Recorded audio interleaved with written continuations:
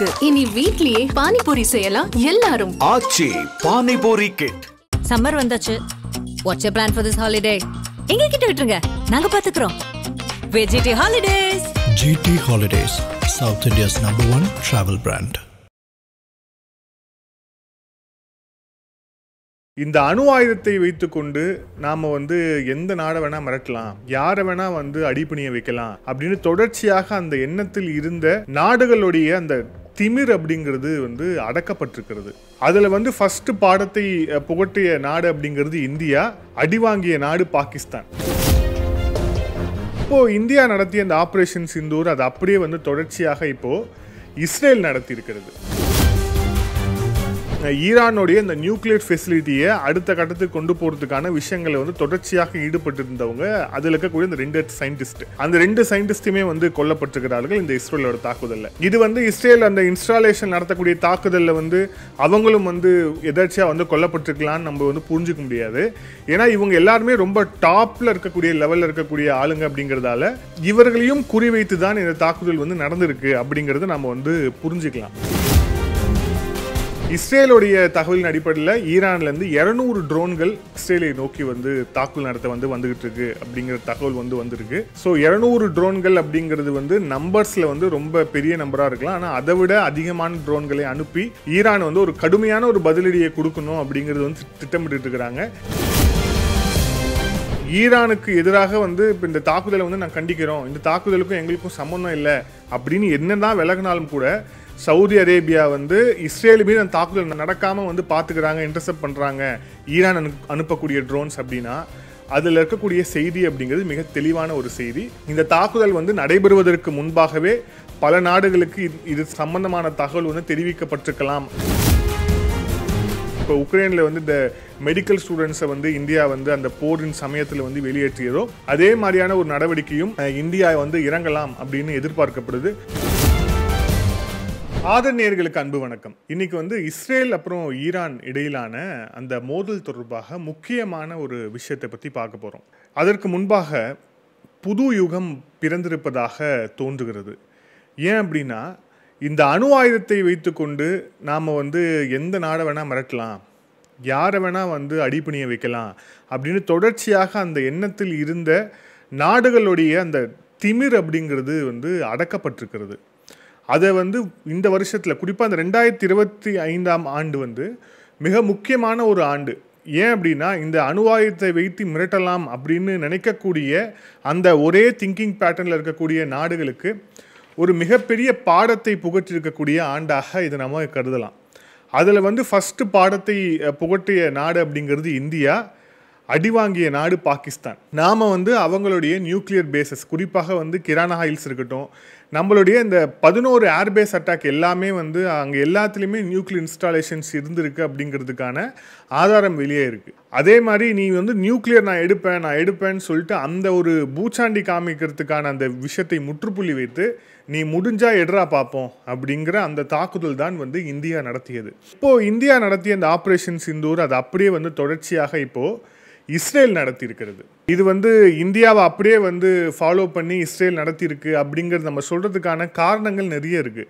அதுவும் இப்போ வந்துட்டு இருக்கக்கூடிய செய்திகள், இப்போ அடுத்தடுத்து நடக்கக்கூடிய டெவலப்மெண்ட்ஸ் எல்லாத்தையுமே பார்க்கும்போது ரெண்டுத்துக்குமே நிறைய சிமிலாரிட்டிஸை நம்மளால் பார்க்க முடியுது. இதில் ஃபஸ்ட்டு பார்ப்போம். ஃபஸ்ட் இந்த ஈரான் இஸ்ரேல் இடையிலான இப்போ நடந்துட்டு இருக்கக்கூடிய இந்த கரண்டான விஷயங்கள் எந்த அளவுக்கு போயிட்டுருக்கு அப்படிங்கிறத பார்க்குறோம். ஆப்ரேஷன் ரைசிங் லைன் அப்படிங்கிற பேரில் இஸ்ரேல் ஒரு தாக்குதலை திட்டமிடுறாங்க. யார் மேலேனா ஈரான் மேலே. ஈரான் என்கிற நாடு நான் அணு ஆயுதம் செய்கிறோம், அணு ஆயுதம் வச்சுருக்கோம் அப்படிங்கிற தொடர்ச்சியாக என்ரிச்மெண்ட் உள்ளிட்ட விஷயங்களை தொடர்ச்சியாக செய்ய அமெரிக்கா அவங்க கூட ஒரு பேச்சுவார்த்தைக்கு போகிறாங்க. ஆனால் அந்த பேச்சுவார்த்தை அப்போ அந்த டீல் அப்படிங்கிறது சக்ஸஸ்ஃபுல்லாக முடியலை. அதன் தொடர்ச்சியாக இஸ்ரேல் இந்த மாதிரியான ஒரு தாக்குதலை முன்னெடுக்குது. இந்த தாக்குதல் சம்பந்தமான நிறைய இன்டெப்தான டீட்டெயில்ஸ் அப்படிங்கிறது இன்னும் வெளியே வரல. இப்போ வெளியே வந்திருக்கக்கூடிய டீட்டெயில்ஸ் அதில் இருக்கக்கூடிய மிக முக்கியமான இந்த நுவான்சஸ் என்னென்ன அப்படின்னு பார்ப்போம். இந்த தாக்குதல்ல சொல்லியிருக்கக்கூடிய விஷயங்கள் என்னன்னா, இஸ்ரேல் நடத்திய தாக்குதல்ல ஈரானுடைய இந்த அணு ஆயுத கிடங்கு, அப்புறம் வந்து இந்த அணு ஆயுதம் சம்பந்தமாக அவங்க வச்சிருக்கக்கூடிய இன்ஸ்டாலேஷன்ஸ் எல்லாத்துலயுமே இந்த தாக்குதல் வந்து நடத்தி இருக்காங்க அப்படின்னு தகவல் வெளியாது. இப்போ வரைக்கும் எத்தனை டார்கெட்ஸ் அப்படின்னு பார்க்கும்போது தோராயமாக ஒரு 100க்கும் அதிகமான டார்கெட்ஸ் இருக்கும் அப்படின்னு வந்து நம்பப்படுது. இதை வந்து ட்ரோன் மூலியமாகவும் நடத்தி இருக்கிறாங்க, மிசைலும் இதில் வந்து பயன்படுத்தப்பட்டிருக்கலாம் அப்படிங்கிற ஒரு தகவலும் வந்து சொல்லப்படுது. இப்போ ஈரான் தரப்புல இருந்து வந்து எவ்வளோ சேதம் ஏற்பட்டிருக்கு அப்படிங்கிறத சொல்லும்போது, இப்போ வரைக்கும் ஒரு 5 பேர் கொல்லப்பட்டிருக்கிறார்கள், 20 பேர் வந்து காயமடைந்திருக்கிறார்கள் அப்படின்னு வந்து ஈரான் தரப்புலேருந்து வந்து சொல்லப்பட்டிருக்கக்கூடிய ஒரு விஷயமாக இருக்கிறது. ஆனாலும் கூட இப்போ வந்து இஸ்ரேலுடைய பிரதமர் நெத்தன்யாகு அவர் வந்து திரையில் தோன்றி அவர் பேசிய அந்த பேச்சு அப்படிங்கிறது ரொம்ப முக்கியத்துவம் வாய்ந்தது. என்ன அப்படின்னா, இப்போ இந்த ஈரானுக்கு எதிரான இந்த தாக்குதல் அப்படிங்கிறது வந்து ஈரான் மக்களுக்கு எதிரான தாக்குதல் கிடையாது. ஆனால் ஈரானுடைய அந்த அணு ஆயுதம் சம்பந்தமான அந்த மிரட்டலுக்கு எதிராக நாங்கள் நடத்தக்கூடிய தாக்குதல். இது வந்து எங்களுடைய இருப்பையே கேள்விக்குறியாக்கக்கூடிய ஒரு நிலையில் வந்து இஸ்ரேல் இருந்தது. அந்த நிலையில் இருந்து தான் நாங்கள் வந்து இந்த தாக்குதல் நடத்துவதற்கு வந்து நாங்கள் வந்து அழுத்தப்பட்டோம் அப்படின்ட்டு வந்து அவர் வந்து மிக தெளிவாக வந்து சொல்லியிருக்கிறார். அது மட்டும் இல்லாமல் கிட்டத்தட்ட 9 ஆட்டம் பாம்ஸை வந்து ஈரான் வந்து வச்சுருந்தாங்க. ஸோ வந்து இதை எல்லாத்தையுமே கணக்கிட்டு மிக கச்சிதமாக தான் வந்து இஸ்ரேலுடைய இந்த தாக்குதல் வந்து இருந்திருக்கு அப்படிங்கிறத பார்க்குறோம். இந்த தாக்குதலில் ரொம்ப முக்கியமான ஒரு இடமா வந்து சொல்லப்படுறது அப்படிங்கிறது நட்டன்ஸ் நியூக்ளியர் ஃபெசிலிட்டி அப்படிங்கிற பகுதியில் வந்து இஸ்ரேல் நடத்திய தாக்குதல். இது வந்து கிட்டத்தட்ட வந்து நம்மளுடைய கிரானா ஹில்ஸ், பாகிஸ்தானுடைய கிரானா ஹில்ஸில் இந்தியா நடத்திய தாக்குதலுக்கு இணையான ஒரு தாக்குதல் இது. அவங்களோட ரொம்ப முக்கியமான ஒரு நியூக்ளியர் பேஸாக இருந்த விஷயம். அங்கே வந்து அவங்க வந்து நியூக்ளியர் ஃபியூவலையும் அவங்க வந்து சேவ் பண்ணி அதை என்ரிச்மெண்ட் உள்ளிட்ட பல்வேறு ப்ராசஸுக்கு வந்து அவங்க ஈடுபடுத்தக்கூடிய இடமாகவும் அது இருக்கிறது. ஸோ அந்த இடத்துல வந்து இஸ்ரேல் வந்து மிக கச்சிதமாக ஒரு தாக்குதலை வந்து நடத்தியிருக்கிறது. இந்த தாக்குதலில் அவங்களுடைய நியூக்ளியர் இன்ஸ்டாலேஷன்ஸ் மட்டும் இல்லாமல் அவங்களுடைய அணு விஞ்ஞானிகளும் வந்து கொல்லப்பட்டிருக்கிறார்கள் அப்படிங்கிறத வந்து நம்ம பார்க்கணும். ஏன் அப்படின்னா, அந்த அணு விஞ்ஞானிகளுடைய ரோல் அப்படிங்கிறது இந்த அணு ஆயுத தயாரிப்பில் வந்து மிக முக்கியமான ஒரு விஷயமாக இருக்குது. அதுவும் குறிப்பாக ஈரான் போன்ற நாடு அமெரிக்காவுக்கு எதிராக, இஸ்ரேலுக்கு எதிராக இந்த அணு ஆயுதத்தை வந்து தயாரிக்கணும், அதை வந்து முன்னெடுக்கணும்னு சொல்லும்போது அவங்களுடைய விஞ்ஞானிகளை வந்து அவங்க கட்டுப்படுத்தி, அவங்களுடைய விஞ்ஞானிகளுக்கு வந்து கிட்டத்தட்ட வந்து நம்ம ஊர் பாஷையில் சொன்னால் Z+ பாதுகாப்பு கொடுத்து அவங்க வந்து பாதுகாத்துட்டு இருக்கக்கூடிய நபர்களாக இருக்கிறாங்க. அந்த விஞ்ஞானிகள் இந்த தாக்குதலில் வந்து இருந்திருக்கிறாங்க. ரொம்ப குறிப்பாக சொல்லணும் அப்படின்னா, ஃபெரேடோன் அப்பாசி அப்படிங்கிறவர், அவர் தான் வந்து nuclear chief of Islamic Republic of Iran அப்படின்னு சொல்லப்படுது. அவர் வந்து இஸ்ரேலோட தாக்குதலில் கொல்லப்பட்டிருக்கிறார். அடுத்தது வந்து டாக்டர் முகமது மெஹதி தெரானி. இவர் வந்து யார் அப்படின்னா, அசாத் யூனிவர்சிட்டி ஆஃப் தெஹ்ரான் அதோட வந்து ஹெட்டாக இருந்தவர். அவரும் இந்த தாக்குதலில் வந்து கொல்லப்பட்டிருக்கிறார். அப்புறம் வந்து ஒசைன் சலாமி, இவர் வந்து ஹெட் ஆஃப் IRGC, அவரும் வந்து கொல்லப்பட்டிருக்கிறார். அப்புறம் வந்து முகமது பெஹாரி, இவர் வந்து chief of staff of all armed force of Iran. So இவங்க 4 பேருமே வந்து மிக முக்கியமான ஒரு ரோலில் வந்து இருந்தவங்க ஈரானுடைய அந்த அரசு கட்டமைப்பில். அது மட்டும் இல்லாமல் ஈரானுடைய இந்த நியூக்ளியர் ஃபெசிலிட்டியை அடுத்த கட்டத்துக்கு கொண்டு போகிறதுக்கான விஷயங்களை வந்து தொடர்ச்சியாக ஈடுபட்டு இருந்தவங்க. அதில் இருக்கக்கூடிய இந்த 2 சயின்டிஸ்ட், அந்த 2 சயின்டிஸ்ட்டுமே வந்து கொல்லப்பட்டிருக்கிறார்கள் இந்த இஸ்ரேலோட தாக்குதலில். இது வந்து இஸ்ரேல் அந்த இன்ஸ்டாலேஷன் நடத்தக்கூடிய தாக்குதலில் வந்து அவங்களும் வந்து எதாச்சியாக வந்து கொல்லப்பட்டிருக்கலான்னு நம்ம வந்து புரிஞ்சிக்க முடியாது. ஏன்னா இவங்க எல்லாருமே ரொம்ப டாப்பில் இருக்கக்கூடிய லெவலில் இருக்கக்கூடிய ஆளுங்க அப்படிங்கிறதால இவர்களையும் குறிவைத்து தான் இந்த தாக்குதல் வந்து நடந்திருக்கு அப்படிங்கிறத நம்ம வந்து புரிஞ்சுக்கலாம். இதில் இப்போ இந்த இஸ்ரேல் நடத்திய இந்த தாக்குதலுக்கு பிறகு ஈரான் வந்து நாங்கள் வந்து கடுமையான ஒரு பதிலடியை வந்து கொடுப்போம், இஸ்ரேல் வந்து இந்த மாதிரியான ஒரு தாக்குதல் வந்து நடத்தியிருக்கிறாங்க அப்படின்னா இது அமெரிக்காவுக்கு தெரியாமல் இருக்காது, இதை நாங்கள் வந்து ஒரு நாளும் சகித்து கொள்ள முடியாது, மிக கடுமையான பதிலடியை நாங்கள் வந்து இஸ்ரேல் மேலே வந்து நாங்கள் தொடுப்போம் அப்படின்ட்டு வந்து அவங்க சொல்லியிருக்கிறாங்க. ஸோ இதற்கு வந்து ஒரு பாதுகாப்பு நடவடிக்கையாக என்ன பண்ணியிருக்காங்க, இஸ்ரேல் என்ன பண்ணியிருக்காங்கன்னா, அவங்களுடைய இந்த ஏர்போர்ட்ஸ், எல்லா ஏர்போர்ட்ஸுமே வந்து இப்போ வந்து தற்காலிகமாக மூடப்பட்டிருக்கிறது. கிட்டத்தட்ட வந்து மக்கள் யாரும் வந்து வெளியே வர வேண்டாம் அப்படின்ட்டு வந்து இஸ்ரேல் மக்களுக்கு வந்து அறிவுறுத்தப்பட்டிருக்கிறது. ஒரு ஸ்டேட் ஆஃப் எமர்ஜென்சி, அவசர நிலை அப்படிங்கிறது இஸ்ரேலில் வந்து பிரகடனப்படுத்தப்பட்டிருக்கிறது. ஸோ அந்த மக்கள் எல்லாத்துக்குமே தயாராக தான் இருக்கிறாங்க அப்படிங்கிற அந்த விஷயத்தை பார்க்குறோம். அதே மாதிரி அரசாங்கமும் வந்து அதை நோக்கி என்னென்ன விஷயங்களை வந்து எடுக்கணுமோ அதை எல்லாத்தையுமே வந்து எடுத்திருக்கிறாங்க அப்படிங்கிறத பார்க்குறோம்.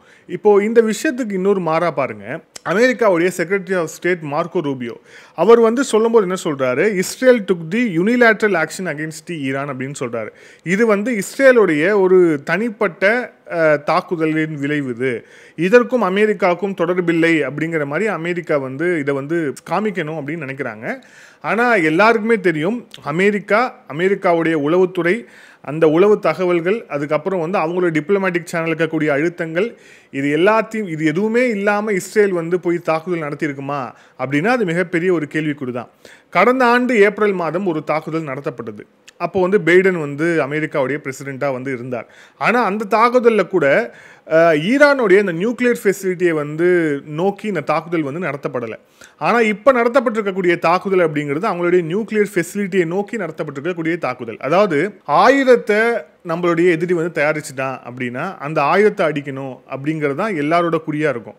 ஆனால் இப்போது இந்தியா செட் பண்ண ஒரு பேட்டர்ன் இருக்குல்ல, அந்த பேட்டர்ன் என்ன அப்படின்னா, எதிரி அந்த ஆயுதத்தை எடுக்கிறதுக்கு எதை யூஸ் பண்ணுவான், அவன் கையை தானே யூஸ் பண்ணுவான். ஸோ நீ கையை உடச்சிரு, கை இருந்தால் தானே அந்த ஆயுதத்தை எடுக்க முடியும், கை இல்லைன்னா அந்த ஆயத்தை அவனால் எடுக்க முடியாது. ஸோ கையோட அப்படிங்கிறது வந்து இந்தியா செட் பண்ண ஒரு பேட்டர்ன், குறிப்பாக அந்த ஆப்ரேஷன் சிந்தூரில் கிட்டத்தட்ட அதே மாதிரியான ஒரு பேட்டர்ன் தான் இப்போ இந்த தாக்குதல் நடத்தியிருக்கிறாங்க. அப்படிங்கிறதுலே நம்ம என்ன புரிஞ்சுக்கலாம் அப்படின்னா, ஈரானால் அட்லீஸ்ட் இன்னும் கொஞ்ச காலத்துக்காவது இந்த நியூக்ளியர் வெப்பன் சிஸ்டத்தை நோக்கியோ, அதே மாதிரி அணுதாயத்தை வெளியே இருக்கிறது உள்ளிட்ட விஷயங்களை நோக்கியோ, இல்லை அணு ஆயுத ஆராய்ச்சியை நோக்கியோ இன்னும் சிறிது காலமாவது அவங்களுக்கு வந்து அவங்களால போகவே முடியாது, கட்டாயமாக போக முடியாது அப்படிங்கிற ஒரு வெளிப்படையான உண்மை தெரிஞ்சிச்சு. ஏன்னா அவர்களுடைய கை உடைக்கப்பட்டிருக்கிறது.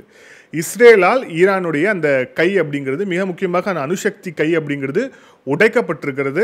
அது வந்து ரொம்ப முக்கியமான ஒரு டெவலப்மெண்ட் இந்த மிடில் ஈஸ்டில் அப்படின்னு நம்ம வந்து புரிஞ்சுக்கலாம். இதில் பாருங்கள், இப்போது இதை வந்து யுஎன் நியூக்ளியர் வாட்ச் டாக் வந்து என்ன சொல்லியிருக்காங்க அப்படின்னா, இப்போ இந்த இஸ்ரேல் தாக்குதலுக்கு உள்ளான இந்த ஈரானில் இருக்கக்கூடிய இந்த அணு ஆயுத கிடங்கு, அப்புறம் இந்த அணு ஆயுத தளங்கள் எல்லாத்துலேயுமே வந்து இந்த ரேடியோ ஆக்டிவ் லீக் இருக்கா, இந்த ரேடியோ ஆக்டிவ் லீக் அணு ஆயுத இந்த கசிவு அப்படிங்கிறது இருக்கா அப்படிங்கிறத நாங்கள் வந்து தொடர்ச்சியாக வந்து நாங்கள் வந்து கண்காணிச்சுட்டு இருக்கிறோம் அப்படின்ட்டு வந்து சொல்கிறாங்க. அவங்க தொடர்ச்சியாக கண்காணிக்கிறாங்க அப்படின்னாலே அந்த நிலைமையோட தீவிரத்தை நம்ம வந்து இதில் வந்து புரிந்து கொள்ள முடியும்.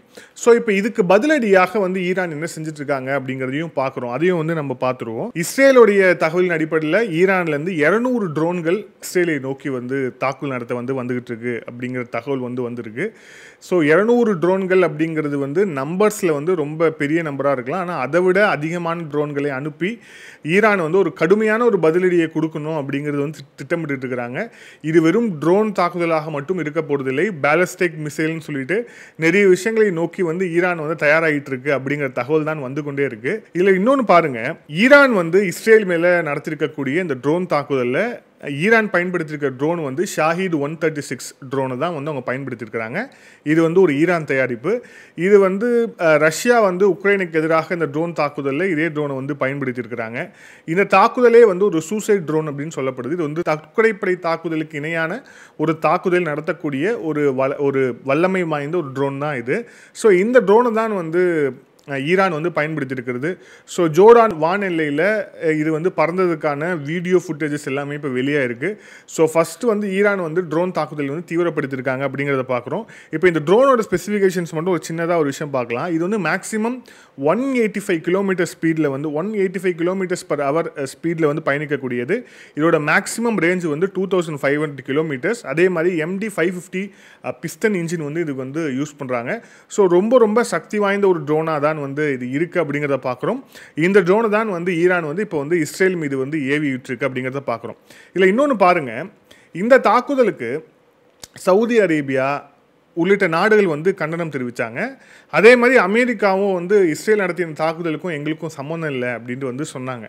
ஆனால் இஸ்ரேல் மீது ஈரான் நடத்தக்கூடிய அந்த ட்ரோனை வந்து இன்டர்செப்ட் பண்ணுறதுக்கு சவுதி அரேபியாவும் உதவி இருக்குது, அதே மாதிரி அமெரிக்காவும் விழிப்பாக இருக்காங்க. அப்போ இதுலேருந்து என்ன தெரியுது அப்படின்னா, ஈரானுக்கு எதிராக வந்து இப்போ இந்த தாக்குதலை வந்து நான் கண்டிக்கிறோம், இந்த தாக்குதலுக்கும் எங்களுக்கும் சம்மந்தம் இல்லை அப்படின்னு என்னதான் விலகினாலும் கூட சவுதி அரேபியா வந்து இஸ்ரேல் மீது அந்த தாக்குதல் நடக்காமல் வந்து பார்த்துக்கிறாங்க, இன்டர்செப்ட் பண்ணுறாங்க ஈரான் அனுப்பக்கூடிய ட்ரோன்ஸ் அப்படின்னா அதில் இருக்கக்கூடிய செய்தி அப்படிங்கிறது மிக தெளிவான ஒரு செய்தி. இந்த தாக்குதல் வந்து நடைபெறுவதற்கு முன்பாகவே பல நாடுகளுக்கு இது சம்பந்தமான தகவல் வந்து தெரிவிக்கப்பட்டிருக்கலாம் அப்படின்னு வந்து நிறைய ஜியோ பொலிட்டிக்கல்ஸ் எக்ஸ்பர்ட்ஸ் வந்து இப்போ வந்து சொல்ல ஆரம்பிச்சிருக்கிறாங்க.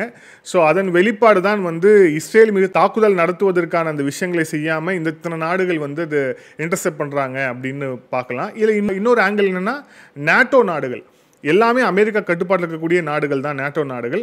ஸோ நேட்டோ நாடுகளும் இஸ்ரேலை பாதுகாப்பதற்கு இப்போ களத்தில் வந்து குதிச்சிருக்காங்க அப்படிங்கிறத பார்க்குறோம். ஸோ கிட்டத்தட்ட ஈரான் வந்து ஒரு தனித்து விடப்பட்ட ஒரு நாடாக தான் இப்போ வந்து இருக்குது.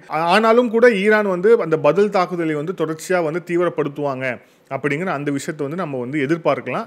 இன்னும் அடுத்தடுத்து வந்து இது வந்து அணுவாயுத போரை நோக்கி நகர்கிறதா இல்லைனா 3ஆம் உலக போரை நோக்கி நகர்கிறதா அப்படிங்கிற அளவுக்கு மிக கடுமையான ஒரு டென்ஷன் வந்து மிடில் ஈஸ்ட்ல வந்து போயிட்டு இருக்கு. ஸோ இதோடைய அடுத்தடுத்த அப்டேட்ஸ் என்னன்னு பார்ப்போம். இந்த காணொலியோட இறுதியாக நம்மளுடைய இந்திய வெளியுறவுத்துறை அமைச்சகம் வந்து ஒரு அறிவிப்பை வந்து வெளியிட்டிருக்கிறாங்க. அது வந்து ஒரு அவசர அறிவிப்பு. ஈரான் அதுக்கப்புறம் வந்து இஸ்ரேல் இந்த 2 நாட்டிலுமே இருக்கக்கூடிய இந்தியர்கள் பாதுகாப்பான இடத்தில் வந்து செல்லுமாறு அறிவுறுத்தப்பட்டிருக்கிறார்கள். அது மட்டும் இல்லாமல் அங்கே இருக்கக்கூடிய லோக்கல் இன்ஸ்ட்ரக்ஷன், அங்கே இருக்கக்கூடிய உள்ளூரில் இருக்கக்கூடிய அரசாங்கம் கொடுக்கக்கூடிய இந்த பாதுகாப்பு நடைமுறைகளை வந்து ஸ்ட்ரிக்டாக வந்து ஃபாலோ பண்ணுங்க அப்படின்னு சொல்லிட்டு இருக்கிறாங்க. அதே மாதிரி இந்த 2 நாடுகளுடனும் டிப்ளமேட்டிக் சேனல்லையும் வந்து இந்தியா தொடர்ச்சியாக வந்து பேசிகிட்டு இருக்கிறாங்க. ஸோ அங்கேருந்து வந்து தேவைப்பட்டால் இந்தியர்களை வெளியேற்றுவது உள்ளிட்ட விஷயங்களையும் வந்து இந்தியா அடுத்தடுத்து இறங்கும் அப்படின்னு எதிர்பார்க்கப்படுது. எப்படி இப்போ உக்ரைனில் வந்து இந்த மெடிக்கல் ஸ்டூடெண்ட்ஸை வந்து இந்தியா வந்து அந்த போரின் சமயத்தில் வந்து வெளியேற்றியதோ அதே மாதிரியான ஒரு நடவடிக்கையும் இந்தியா வந்து இறங்கலாம் அப்படின்னு எதிர்பார்க்கப்படுது. ஸோ அடுத்தடுத்த அப்டேட்ஸ் என்ன அப்படிங்கிறத பொறுத்து வந்து பார்ப்போம். மீண்டும் இன்னொரு காணொளியில் சந்திப்போம். அதுவரை நன்றி, வணக்கம்.